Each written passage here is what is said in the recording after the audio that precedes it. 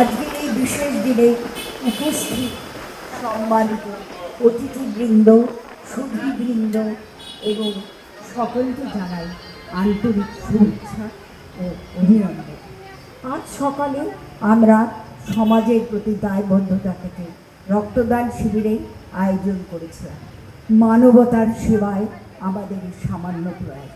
আর এই সন্ধ্যায় আমরা মিলিত হয়েছি সঙ্গীতের মাধ্যমে মননকে সমৃদ্ধ করতে।